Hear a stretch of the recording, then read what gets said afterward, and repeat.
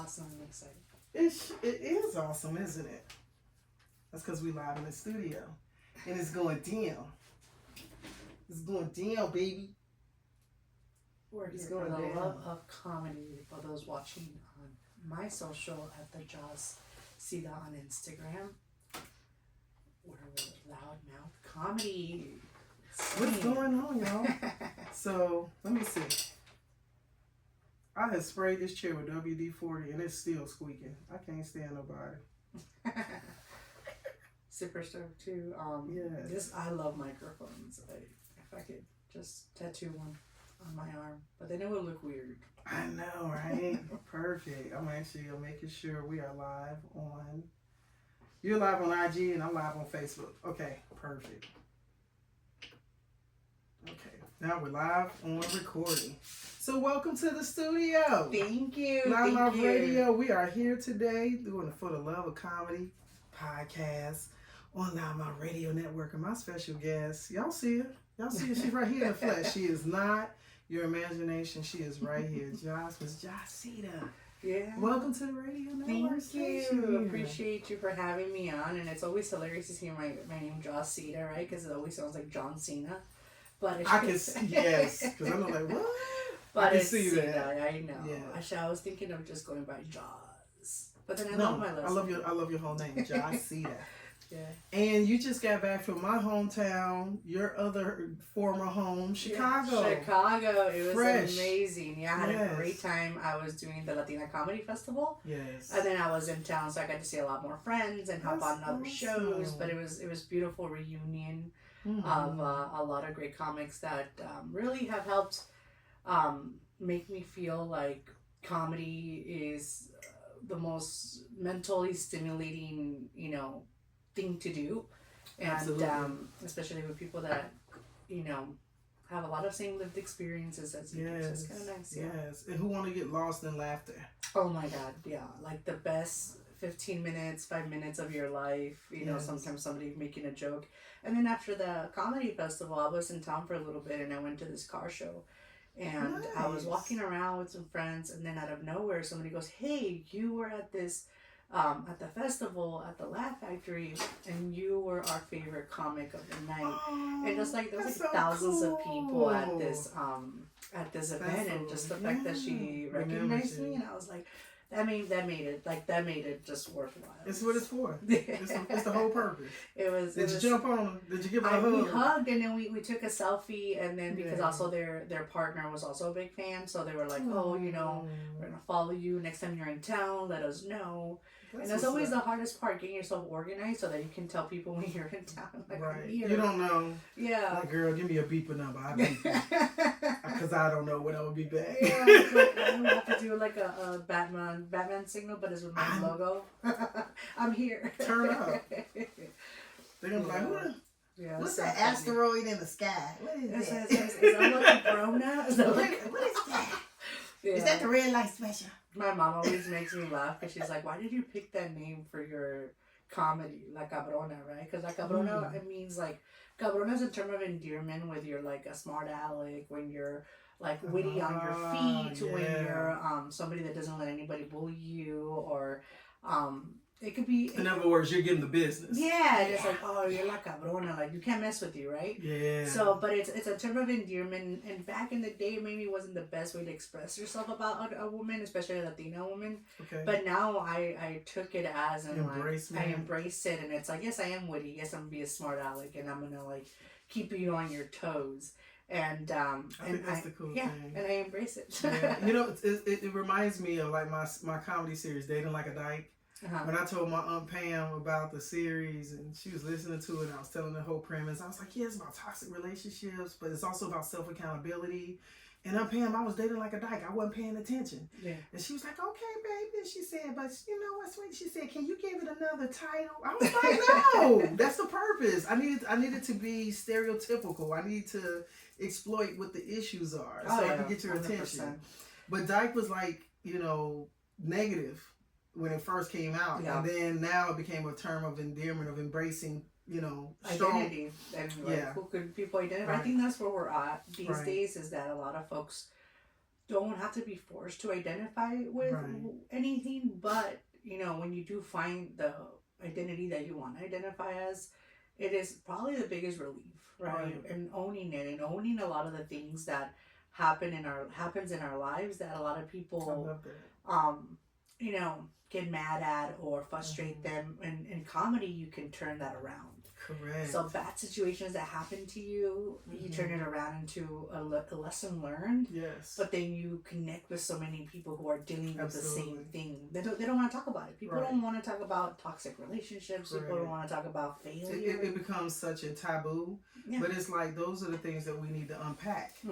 And you're absolutely right. That was my premise of thought. Like, if I do this with this, it will make it more appealing to where people will want to talk about it. And that's what comics do. We open up all the way live the things that most people would be shamed about. Yeah. And we tear the shame away and we make it funny. Yeah.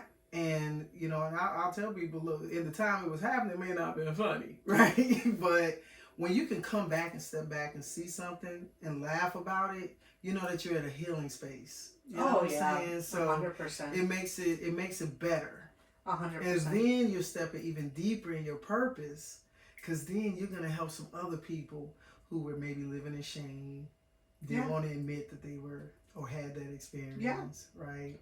And so many people one of the biggest things is being vulnerable, right? Yes. Even when you do comedy or you post stuff on social media, people get really antsy with you, especially people in your family. Like, why are you posting everything? Like, why do you have to tell the whole world everything? And it's like, sometimes you do it for two reasons. For me, it was accountability, right? That folks can tell you, like, hey, hold you to that standard of like your sadness or your problems and everything, but also because other people want to relate and they don't know who to talk to. Correct. And I remember, even posting pictures of myself and embracing my body, embracing my own beauty, my imperfections and everything, and having people DM me and tell me, hey, like, because of you, I felt more confident in my body, or because of you and how you present yourself on stage and your style, like, I'm happy to be able to be eccentric, and wear big earrings and wear that red lipstick and do what you gotta do. And because my mama said red was hoe. It's hoish. Fingernails, lipstick, it was like, nah, that's hoish. You too don't wear red. Right. And red and black is my favorite color. Yeah, me too. Actually, big time. My favorite color is red. I always say it's because I'm a Taurus and I always go for the red flags. My mother's a Taurus. My dad was a Taurus too. When's your birthday? May 2nd. Okay, and my dad was May 1st. Don't sell my social security. May 2nd. I'm 35. It's okay. I was like, at this point where I'm moving to another country. Just run it up. Go ahead. I'm going to be at a call center in like another country and be like calling to America. You want life insurance? No, ma'am. We're in the Philippines. It's like, oh my actually, God. that's another fact I do. I know. I mean, we live in such a interesting time. I think just even yesterday, I was, TikTok and social media is such a, I don't like to say like, it illuminates, it connects us in so many ways because it tells us the news sometimes that we don't even see in the real news. And I have this whole thing about how in the news, people like to say allegedly for things that we know happened, right? Like allegedly this person committed a crime and we're like, well, we saw it, we know it's them. They basically confessed, but okay. That's their whole face right there. Like no AI, that's them right there. Like when P. Diddy, right? When he dragged his girlfriend at the Cassie, time, in the hallways of the hotel. And everybody's like, allegedly, we're like, well, we saw it. She right there on the floor. He just kicked her. Like right there. Right there. And I'm like, I'm just gonna say allegedly. Like I just saw her head go like that. That was a person.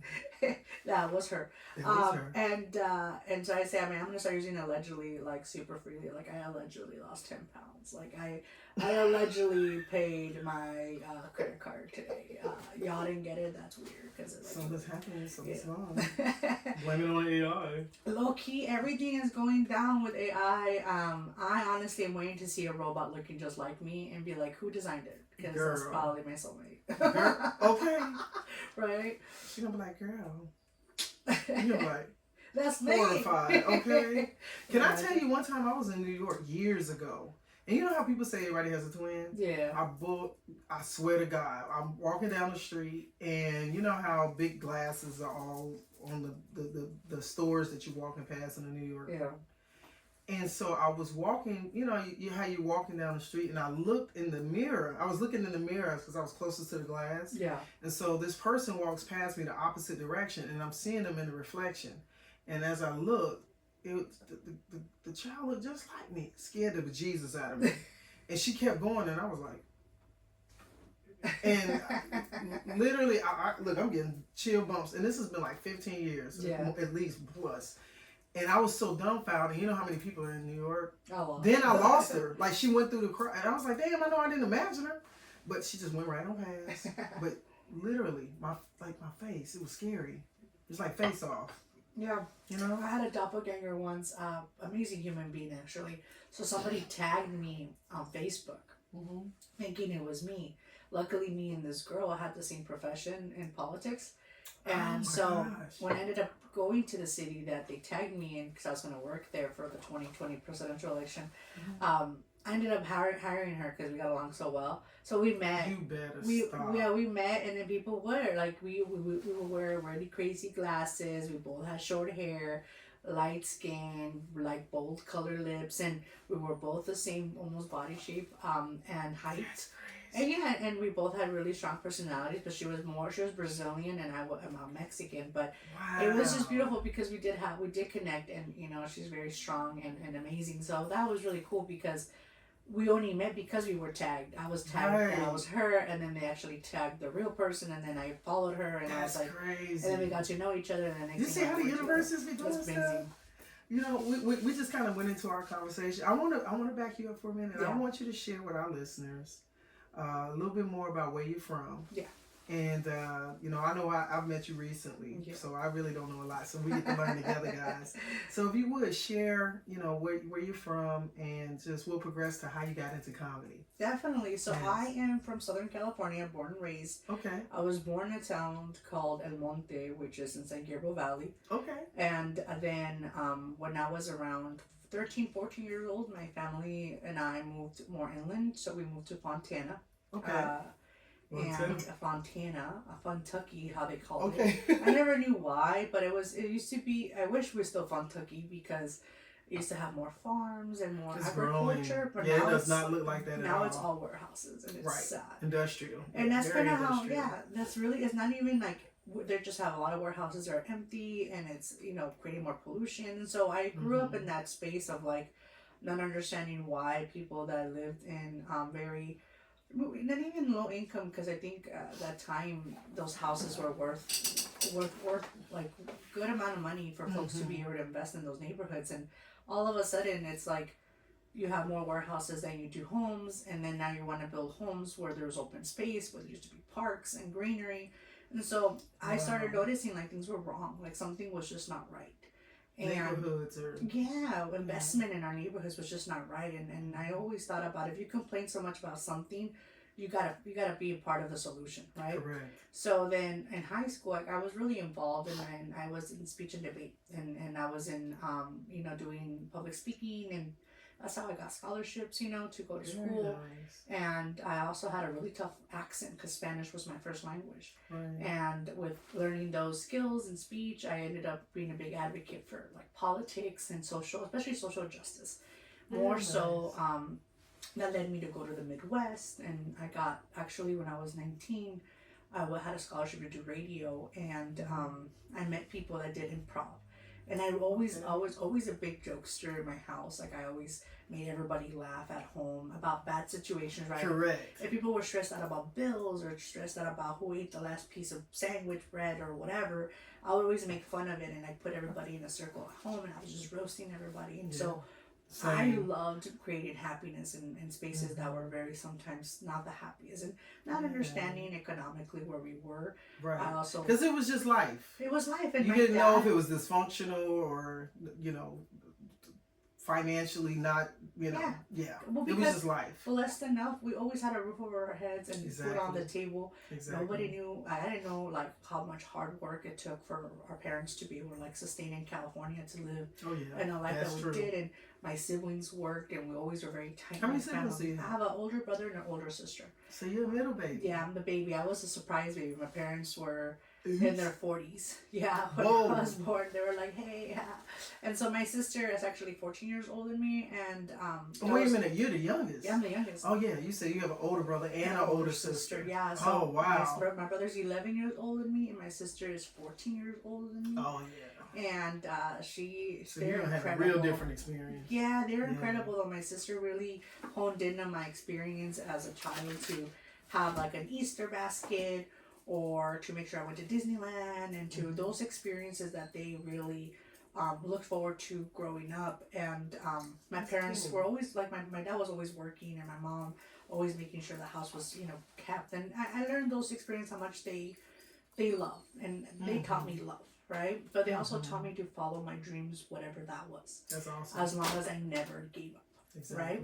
And then when I was in Chicago, I joined the improv group, and then so let me ask you this: when did you go to Chicago from Cali? for the first time ever, actually I was 13. Oh, okay. But I was a couple of relatives that live over there invited me to go to the Midwest. I went to Wisconsin, and I went to Chicago, and then after that, I ended up going to Wisconsin for college. Okay. And then one summer I was able to go to Chicago to do radio, because I was doing radio in Wisconsin. Okay, cool. And in Wisconsin I did a lot of like speeches and public speaking. Did you go to the apple orchards in Wisconsin? Some. There was plenty of in northern Wisconsin. So I saw more of like, I did go to like an apple fest and things that I never experienced in my life before. Like I've seen things I never even thought in my whole life I would see. Definitely. Midwest is totally different than California. West Coast. Yeah.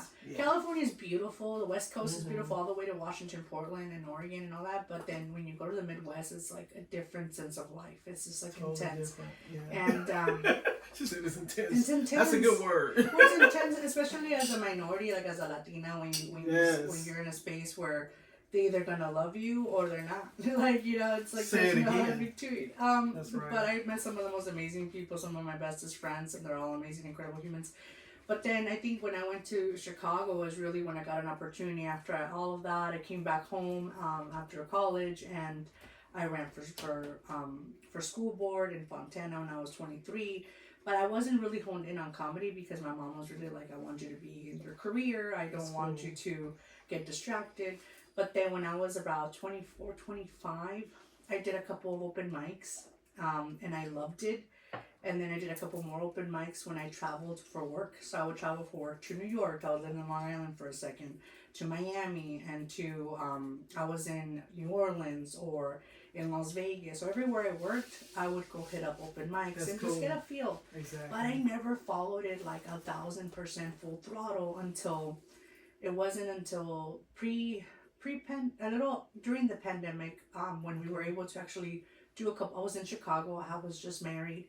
And my partner at the time, he lived in Chicago. So I moved back full-time to Chicago after the 2020 election. And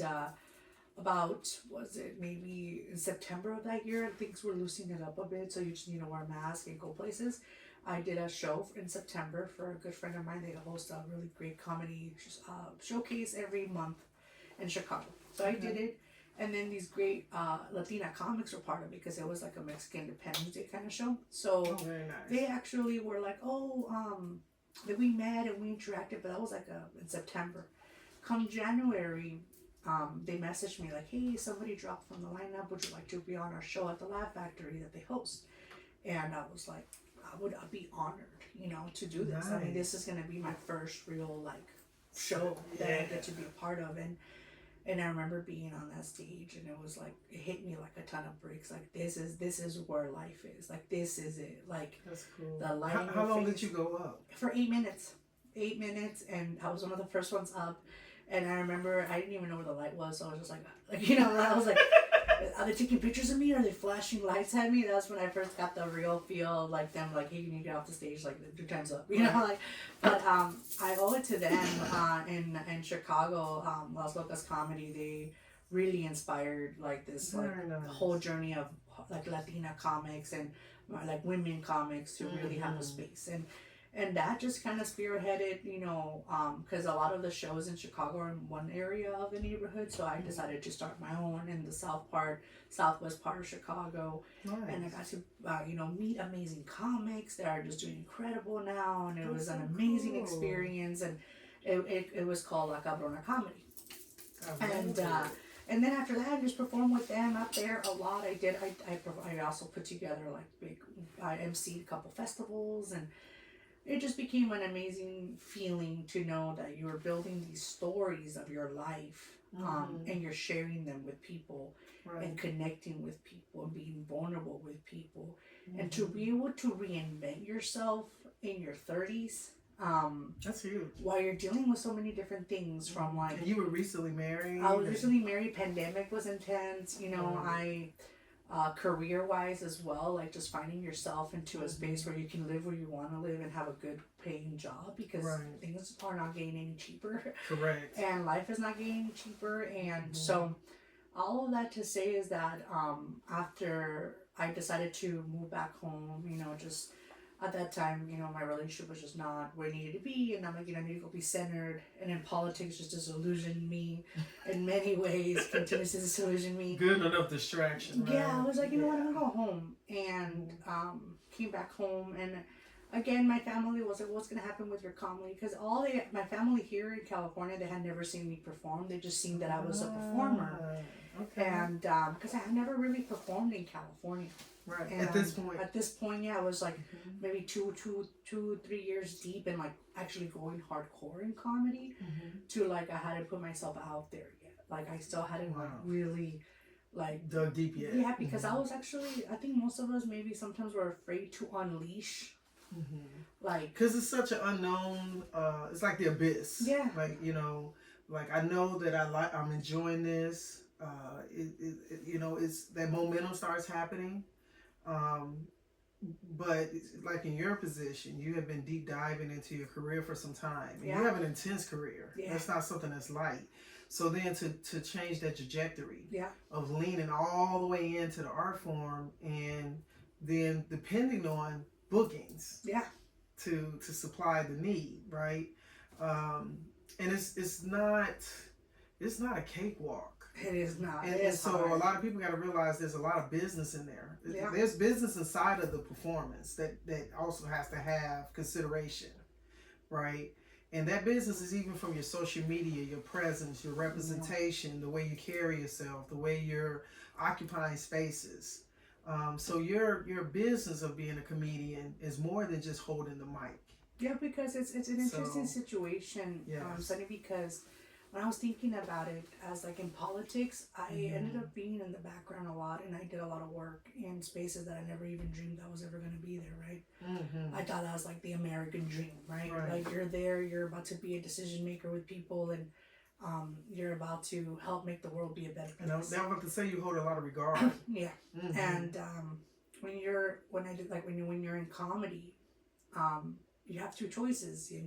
Choices to just focus on yourself and your own craft, and just focus on where you're going to go, right? How you're going to be successful at it. Nowadays, it's like one great reel on TikTok, and that's it. Like your one viral moment, and that will take you to the next level. Possibilities, right? But then when you have the heart of like, I want to help people, like, because it's always been a thing for me for whatever reason. I always wanted to, again, leave the world better than I got it. Right. It's like, well, I want to produce. I want to give a platform. I want others to have an opportunity to get that reel too. Right. And I think that's the hardest part, because like you said, it's business, right? And for me, it's like business is interesting because I'm very blessed. I'm very blessed with like the career that I've had and the opportunities that I'm given by amazing, incredible human beings. But at the same time, you also, you can't give that up, because I wasn't born with the golden spoon, right? Absolutely. Like, we all have to work hard, and comedy sometimes it's a lot of sacrifice. People think it's like, oh, you're famous now, you're gonna earn money. It's like, no, like you have to keep writing, you have to keep working on it, you have to keep doing it. And then if you're a producer too, it's like you have to deal with the gaps, and you have to deal with people that might not be authentic with you, and it sucks, because it's even though if you mean well, others might mean well, but it doesn't come out that way, and Correct. everybody's just trying to make it right. And I think that's okay. That everybody's trying. We're all trying, but I think I heard this from somebody else, and I will not take credit from it. But I don't remember who it was. But they said everybody's on their own journey. Absolutely. And when people get like jealous of each other, or they're like, "Hey, how did you do this?" It's like, it honestly is the communication piece, talking to people, networking with people, building relationships with people, uplifting people, even if it serves you no interest for yourself. Correct. Like, even if you're not getting something out of it, support people as best you can. Showing up, reposting. Yeah. Just sharing the information, encouraging them. There's so many easy ways to just to be present. Yeah, because again, everybody's path is different. Yeah, it's a lot. It's absolute lot. Just everything you're saying is the capacity of what thousands of comics are enduring and facing every day. Yeah. And they're thinking, when do I make the move? When is it enough? How much longer can I endure between now and then? Yeah. And so the work that's in between, and like you said, nobody knows what each other's walks looks like. Yeah. So sometimes people are over here feeling some kind of way because you've achieved this or you got to this point, but you don't know what I've gone through. I don't know what you've gone through unless you share some of those things. But even in that, it's not the whole. You know, a lot of times it's a summary of what they've done, or what they've gone through. Everybody's living their true man show. That's it. That's it. Everybody's got a one man show that they're living in real life, in real time. And it's so funny. I just had this conversation yesterday. I was with Thomas, that's on the show with you, that's coming up this Wednesday. And I said to him, we were talking, and I said, the funny thing is that everybody has their own experience and everybody has their own steps that they're taking. And sometimes the way people, I was just telling him this, sometimes the way people may respond or deal with you, a lot of times it has nothing to do with you. It's not really you. There's something else that's going on within them. And it could be that maybe you're achieving or you're at a certain space. Maybe they want to be at that place, or they feel like you may have gotten somewhere ahead, or they just want something for themselves. And they may not know necessarily what ties between it. So you don't necessarily always want to take the responsibility of how people respond to you.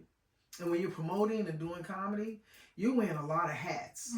So, you might look like this right now, and then I see you in another day, and you might not have the same energy because your brain is divided. Yeah. You may be trying to put out a fire, So it's one of those things that I think just in the, every time I've had conversation with you, I've talked with you, I've seen you, you've been pretty much that same element, right? But that don't mean that maybe I won't catch you one day where you might be a little off, but I'll know enough in my own observation to say, oh yeah, she might be having a hard day, or something might have, be going on. And it's true, you can even sense it, and it's one thing that as a performer now, you have to compartmentalize sometimes, like the show must go on, right? Absolutely. Like when people pay to go see you, or you have family and friends that drove a long way, because we live in the Inland Empire. I live in the Inland Empire, and people sometimes have driven all the way from like areas in like Moreno Valley, Rancho, Fontana to Hollywood. Hour and a half, 2 hours. Yeah, to San Diego, to wherever to go see you or be shared with you. So you owe it not only to them but to yourself to always show up. Correct. And always come through. Yeah, and deliver. I have comics. I've had comics that sometimes it's not their day, and I'm like, it's okay to tell me, hey, like, I'm not feeling it today. I know you had me to perform, but like, I respect you enough to let you know, like, I'm not okay today, and it's okay. And I think one thing I learned from the spaces that I've worked is that take care of yourself first. Correct. Take care of yourself mentally, health-wise. I, for one, have had situations where I've had to pull out of shows because I don't feel strong enough or mentally prepared, like, to bring what I need, my A game, to the space. I get that. Because you'll know when you're on or off. And like today, you say, like, I've been traveling. Yeah. Right? You just came back from 2 time zones in difference. Flights. You may be back to work. Yeah. You come over here today. I'm going to see you in a couple days for the show. And, I've been moving and shaking. I haven't left the state, right? But just in the last couple of weeks, I'm exhausted. Yeah. I was telling my friend yesterday, I was like, man, I am tired Oh of my God. flying. People tell me time I used to. So I always do every year for New Year's. I always run around with the luggage because it's supposedly it has this whole theory that you'll travel. I think I'm not gonna do it next year. Like I think I'm chill. I mean, I do like traveling for comedy. You're walking around with a Buddha. Peace. Right. I walked around with my grapes, and I was like, financial stability. Let me lose weight, 100 pounds. Okay. Jesus Christ. But no, actually, this year I've been right away. I traveled to. I did Chicago right away.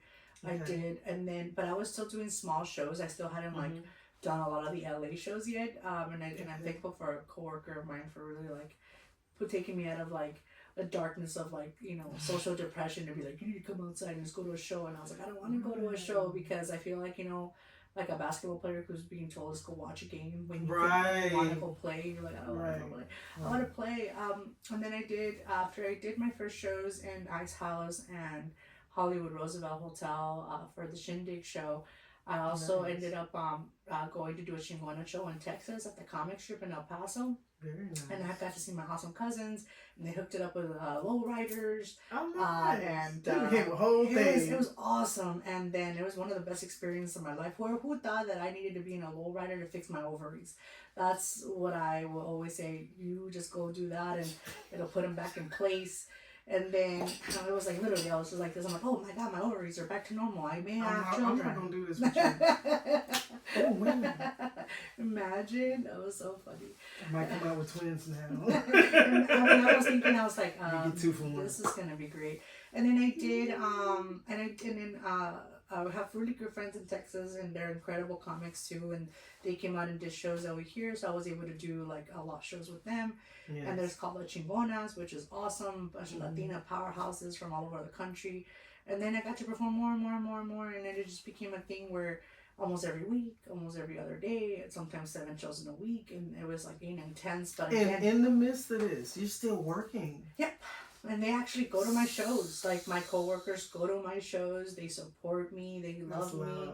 We did a big fundraiser and at the Cheech Museum in Riverside. Okay. And we had a performance comics, and they were like, you got to make a comedy show. And I am, like I said, I'm blessed. Like literally, like the paths that have been opened because of the relationships and the love that people have for me, and I could only live a life long enough to reciprocate that, is why you know where you're supposed to be. So all the things that have happened in my life, good or bad, leads us to this moment, to even this moment right here.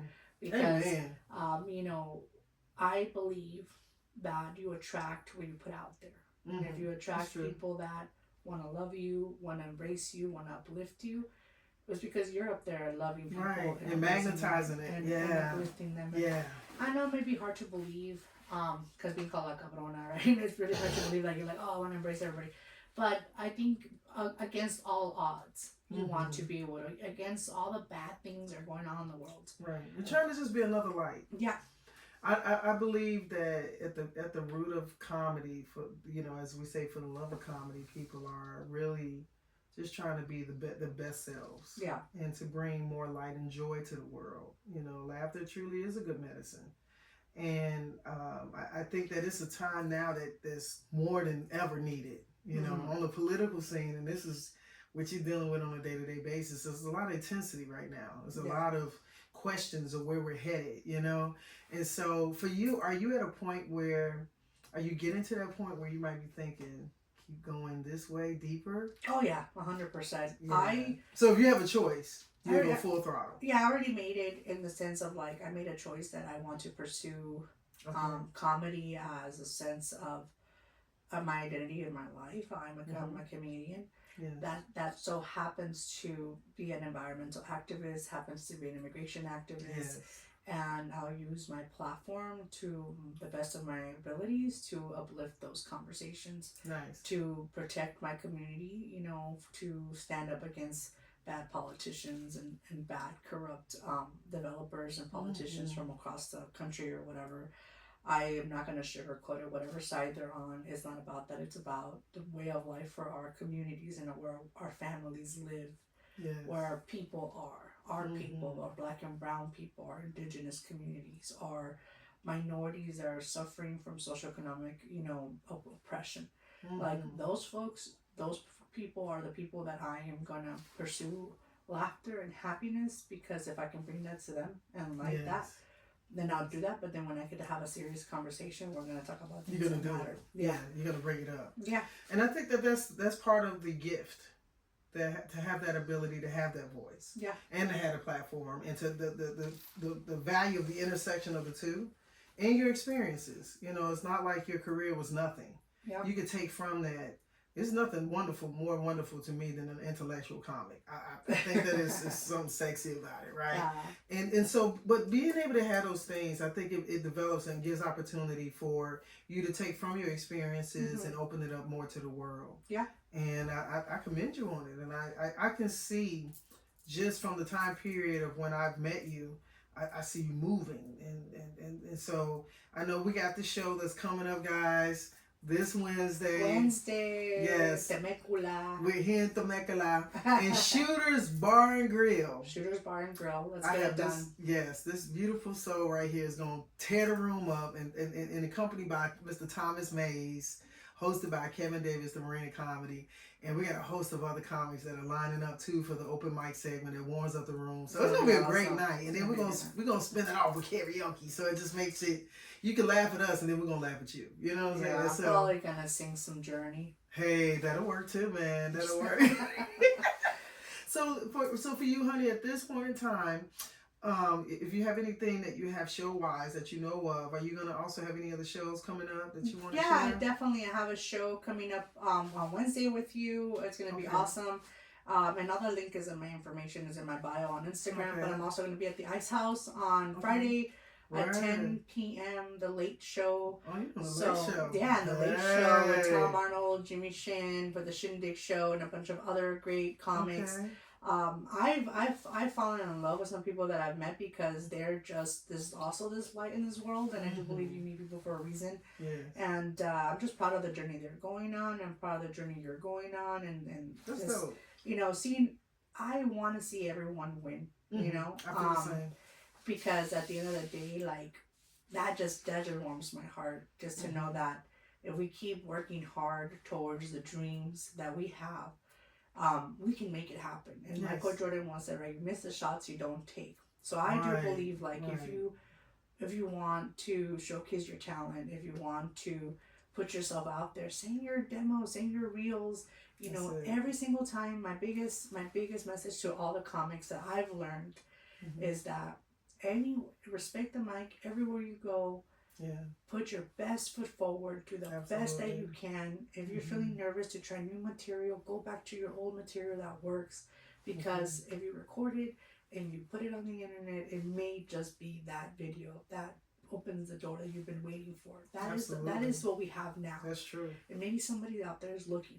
And I agree. And it might be like, this is it. Shine your light, man. And this person, Absolutely. like, this person I want to talk to, I want to work with this person, I want to talk to this person, I want to help this person. And so, and also just, tread carefully. If people don't give you good vibes, be okay to walk away. Yeah, absolutely. It doesn't hurt them, or it doesn't take away from you. It just doesn't take away from anybody. If people are not servicing a purpose of positivity, or they're just bringing stress into your life, let it go. Like, it's fine. Vacate. Yeah, it's evaporate. Fine. There's so many people to meet. Yeah. So many things to live. Much more. Yeah, so much more. And you want to just keep going, but they have a purpose and a reason, and sometimes it's just for us to recognize those decisions. Yeah. Go left instead of right. You know what I'm saying? So, Joz, thank you so much for blessing the space. Thank you so much for having me here, and also for the love of comedy. Yes. I think that's a beautiful name for a podcast, because it is love. Yeah, it is. That's why we do it. That's it. Yeah. Absolutely, honey. So if you would tell people your socials and how they can follow you. Yeah, so follow me at the Joz Sida on either TikTok, Instagram, and even Facebook, Joz Sida as well. And then you could follow my TikTok. I have things there, but if you follow my Instagram, it's mostly where I kind of put everything so easy to use. Yes. Follow my links and come to a show. And if you come to a show, let's take a pic, let's take a selfie. Yes. I want to make you laugh, and we got a lot ahead of us, and I can't wait to continue this ride. Sounds good, honey. Thank you for coming, guys. And thank y'all for tuning in. Make sure you follow this young lady. Support her. You got merch? You have a site that has any merch? It's on my Linktree. I do have a little store on Perfect. Online, but I'm working on new merch. So. Bam, same here. Bam. All right, y'all. We're going to conclude this actual interview, and we hope to see you. If you're in the Temecula Valley area, if you're in the IE, if you're in this area within an hour and a half radius, and you can get here on Wednesday night, this young lady will be on the stage at Shooters with one of our featured comics, Shooters Bar and Grill for Sonny's LouddMouth Comedy Presents Comedy and Karaoke, October 16th. Doors open at 7 p.m. We'll go live at 8 p.m. with the open mic comedy. Then the featured comics follow behind it. And then the karaoke finishes up the night. So I thank you so much for being here. Thank you so much, Sonny. All right, y'all. Bye, everybody. Bye. Let me stop this recording. Bye, y'all.